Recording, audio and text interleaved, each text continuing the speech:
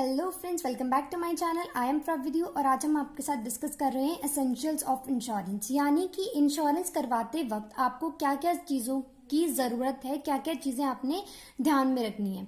ठीक है, तो यहाँ पे मैंने कुछ पॉइंट्स बनाए हैं। The first thing is offer and acceptance. इनको हम डिटेल में पढ़ेंगे, मैंने यहाँ पे ब्रीफिंग कर दी है। Offer and acceptance, intention to create legal relations, parties competent to make contract, free consent, lawful consideration, lawful object, certainty and possibility of performance। Video को पूरा एंड तक जरूर देखना because this is the important question from your chapter and इसको ध्यान से समझना पड़ेगा। अगर आप ध्यान से नहीं समझोगे तो आप कोई भी point, because this point is related to this and this and this and this and this and this, okay. तो आपको हर एक पॉइंट क्लियरली समझना पड़ेगा ताकि आपको नेक्स्ट पॉइंट समझने में कोई प्रॉब्लम ना हो। तो first point is offer and acceptance. अब ऑफर एंड एक्सेप्टेंस क्या होता है? It is the first requirement in the formation of valid contract. पहली बात तो ये सबसे पहली रिक्वायरमेंट है अगर आप कोई भी वैलिड कॉन्ट्रैक्ट बना रहे हो उसके लिए। ठीक है, the offer in insurance is the intimation of the proposer intention to the purchase of an insurance policy. अब यहाँ पे प्रपोजर जो क्या है अपनी पूरी टेंशन देगा किसके ऊपर? जब वो इंश्योरेंस पॉलिसी परचेज कर रहा है उसके ऊपर। वेन द इंश्योरर कौन होता है? जो आपको इंश्योरेंस दे रहा है, यानी कि कंपनी। ठीक है, when the insurer is ready to undertake the stated risk, जब वो पूरी तरह से तैयार है कंपनी आपका रिस्क उठाने के लिए, तब उसको क्या बोला जाता है? एक्सेप्टेंस बोला। अब हम बात करेंगे that what is offer in insurance. अब ऑफर क्या होता है इंश्योरेंस में?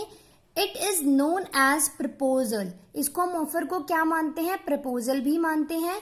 It generally come from the insured, यानी कि इंश्योर्ड जब राजी हो जाता है किस लिए? इंश्योरेंस पॉलिसी के लिए, तो वो क्या करता है? ऑफर देता है। और जब इंश्योरेंस कंपनी राजी हो जाती है उसका लॉस अंडरटेक करने के लिए, उसका रिस्क अंडरटेक करने के लिए, तो उसको हम क्या बोलते हैं? एक्सेप्टेंस बोलते हैं। And if the insurer accepts the proposal, और जब इंश्योरर यानी कि जो कंपनी है वो एक्सेप्ट कर लेती है उसका प्रपोजल, जब एक्सेप्टेंस हो जाती है, it is transformed into an agreement. तो हमारा क्या बनता है? एग्रीमेंट बनता है। आपने यहाँ पे तीन चीजों का ध्यान रखना है कि जब इंश्योरेंस पॉलिसी लेने के लिए राजी हो जाएगा आपका इंश्योर्ड, उसको क्या बोलेंगे? ऑफर। यानी कि वो ऑफर कर रहा है आपको कि आप मेरा प्रपोजल एक्सेप्ट करो। किसको ऑफर कर रहा है वो? इंश्योरेंस कंपनी को, कि वो आपका लॉस अंडरटेक करे और रिस्क अंडरटेक करे। और जब वो एक्सेप्ट कर लेती है इस चीज को, that is known as acceptance. जब दोनों राजी हो जाते हैं तब उसका क्या बन जाता है? Agreement. Is this clear to you? Now next thing is the second point is intention to create legal relations. आपकी इंटेंशन क्या है जब आप इंश्योरेंस में आ रहे हो? द सेकेंड बेसिक प्रिंसिपल है ये वैलिड इंश्योरेंस का, that is both the parties must act to create the legal relationships. यानी कि जो दोनों की दोनों पार्टीज होंगी वो कैसे एक्ट करेंगी? लीगल रिलेशनशिप को क्रिएट करने के लिए। The intention of both the parties is to make a legal relationship, और जो उनकी इंटेंशन होनी चाहिए वो भी क्या होनी चाहिए? कि वो एक लीगल रिलेशनशिप को क्रिएट करें। किसके बीच में? पार्टीज के बीच में। Next is under the insurance contract. ये भी इसी का पार्ट है। इंश्योरेंस कॉन्ट्रैक्ट के अंदर जो इंश्योर्ड होता है, यानी कि जो इंश्योरेंस ले रहा है, expresses his intention while making a valid offer. वो अपनी इंटेंशन को एक्सप्रेस करेगा जब वो इस वैलिड ऑफर को दे रहा है। एंड इंश्योरर जो कंपनी होगी वो एक्सप्रेस करेगी अपनी इंटेंशन को जब वो एक्सेप्ट कर रही है उसके ऑफर को, which will bind both the parties. जो दोनों, जब उन्होंने एक्सप्रेस कर दिए अपने व्यूज, अपने इंटेंशंस को, तो after the acceptance and offer दोनों पार्टीज बाइंड हो जाती हैं। किस लिए? In accordance with the terms and conditions of the insurance policy. यानी कि जो टर्म्स एंड कंडीशंस लिखी हुई है इंश्योरेंस पॉलिसीज में, उनको निभाने के लिए, उनको पूरा करने के लिए कौन बाउंड हो जाते हैं, कौन बाइंड हो जाते हैं? Insured and your insurer. ठीक है, ये था आपका second point. Next comes to the third point is parties competent to make contract. कौन सी पार्टीज इस कॉन्ट्रैक्ट में आ सकती हैं? ठीक है, सो ये आता है हमारा section 11 of Indian contract act 1872 के अंडर। ये आपको काम आएगा आगे अगर आप लॉ की स्टडी कर रहे हो तो next thing is competent parties कौन सी होंगी? The question arises here. Parties तो बनाएंगी कॉन्ट्रैक्ट, अभी इन्होंने यहाँ पे लिख दिया competent parties. So competent parties क्या होती हैं? Question mark is there. So competent parties कौन सी हैं? मेजर होगा जो पर्सन, वो आ सकता है इस कॉन्ट्रैक्ट में। नॉट डिस्क्वालिफाइड बाय लॉ, यानी कि वो पर्सन जो नॉट डिस्क्वालिफाइड बाय लॉ नहीं होना चाहिए, साउंड माइंड का होना चाहिए, ठीक है। The person who is major, who is not disqualified by law, who is a sound mind person, यही कॉम्पिटेंट पार्टीज हैं जो कॉन्ट्रैक्ट में आ सकती हैं। डोंट गेट कंफ्यूज कि इन तीनों का मीनिंग क्या है, अभी मैं आपको समझा देती हूँ। A valid contract requires that both the parties should understand the legal implications. दोनों पार्टीज को अंडरस्टैंडेबल होनी चाहिए ना लीगल इम्प्लीकेशन, जो टर्म्स एंड कंडीशंस लिखी गई हैं कॉन्ट्रैक्ट में। अब माइनर, अब जो 18 ईयर से कम उम्र का जो माइनर पार्टनर है उसी को माइनर बोलते हैं। Is not competent to contract, उसको कॉन्ट्रैक्ट में हम नहीं लेके आएंगे। अब ये एक बात होगी, यानी कि माइनर को नहीं लेके आना, किसको लेके आना है? मेजर को लेके आना है। A person is said of sound mind, जो पर्सन साउंड माइंड का है, साउंड माइंड का कौन पर्सन होता है? Who can understand the contracts at the time of making the contract, यानी कि जब कॉन्ट्रैक्ट बन रहा है उस टाइम पे वो कॉन्ट्रैक्ट को क्या कर ले? अंडरस्टैंड कर ले, उसको हम बोलेंगे साउंड माइंड पर्सन, वो आना चाहिए। कोई भी इंसॉल्वेंट या कोई भी क्रिमिनल इस कॉन्ट्रैक्ट में नहीं आ सकता। अब ये इंसॉल्वेंट और क्रिमिनल कौन हुए? नॉट डिस्क्वालिफाइड बाय लॉ, यानी कि ये दोनों पर्सन डिस्क्वालिफाइड बाय लॉ होंगे, तो हमें वो पर्सन चाहिए जो डिस्क्वालिफाइड बाय लॉ ना हो, यानी कि ना तो वो इंसॉल्वेंट हो और ना ही वो क्रिमिनल हो।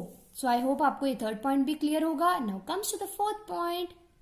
अब ये फोर्थ पॉइंट क्या कहता है? फ्री कंसेंट, फ्री कंसेंट होनी चाहिए। मतलब when both the parties have agreed, जब दोनों की दोनों पार्टीज क्या हो गई? एग्री हो गई to a contract on the terms and conditions, यानी कि जो भी उस एग्रीमेंट में टर्म्स एंड कंडीशंस लिखी हैं वो मैंने अपने सेम सेंस और सेम स्पिरिट से उसको समझ लिया है और मैं उसके ऊपर राजी हूं। राजीनामा मतलब कि फ्री कंसेंट, बिना किसी दबाव में। Contract without the free consent, अगर कॉन्ट्रैक्ट विदाउट फ्री कंसेंट होगा, यानी कि किसी के दबाव में लिया गया होगा, तो वो कॉन्ट्रैक्ट वॉइडेबल होगा, यानी कि उसको नहीं माना जाएगा और उसको फ्रॉड समझ के उसको वॉइड कर दिया जाएगा, यानी कि रद्द कर दिया जाएगा। Is it clear to you? Now comes to the fifth point, that is lawful consideration. Lawful consideration का मतलब क्या होता है यहाँ पे कि when a party to an agreement, जब एक पार्टी एग्रीमेंट में आ रही है तो वो प्रॉमिस करती है टू डू समथिंग, कि वो ये करेगी आपके साथ, he must get something in return, और वो कुछ आपको आपसे कुछ लेना भी चाहेगी in something in return. As like if you take a insurance policy then you have to get a compensation, और वो कॉम्पनसेशन कौन दे रहा है? आपको इंश्योरेंस कंपनी दे रही है। किसके बदले में दे रही है? प्रीमियम के बदले में दे रही है। तो आपको चाहते हो ना रिटर्न में कि अगर मैं प्रीमियम दे रहा हूं तो भाई मुझे रिटर्न में कुछ मिलना चाहिए। तो जो आप देने के बदले लेना चाहते हो, इंश्योरेंस प्रीमियम देने के बदले आप इंश्योरेंस कॉम्पनसेशन लेना चाहते हो, that is known as consideration. Okay, as an insurance में कंसिडरेशन कैसे मानी जाएगी lawful? The insured give premium, जो मैंने अभी आपको बताया, जब इंश्योर्ड प्रीमियम दे रहा है और उसको कंसिडरेशन में क्या मिल रहा है? Compensation of his loss, that is known as lawful consideration. I hope आपको ये पॉइंट क्लियर होगा। Now comes to the sixth point, that is very much easy. So the sixth point is lawful object. अभी हमने पढ़ा था lawful consideration के बारे में। अब ये ऑब्जेक्ट क्या होता है? ऑब्जेक्ट होता है इंश्योरेंस कॉन्ट्रैक्ट में लॉफुल, यानी कि जो आप चीज कर रहे हो, क्या कर रहे हो आप? यहाँ पे इंश्योरेंस पॉलिसी ले रहे हो, तो वो ऑब्जेक्ट होनी चाहिए, यानी कि वो फ्रॉड नहीं होनी चाहिए, वो वॉइड नहीं होनी चाहिए। ठीक है, जैसे कि अब इसको अच्छी तरह समझते हैं, जो मैंने आपको यहीं पे बता दिया इसका meaning, don't get confused. If the object of insurance like the consideration is found to be unlawful, अगर ये माना गया कि ये गैर कानूनी है तो उसको क्या कर दिया जाएगा? वॉइड कर दिया जाएगा। वॉइड का मतलब मैंने आपको समझाया था ऊपर, क्या होता है? रद्द करना।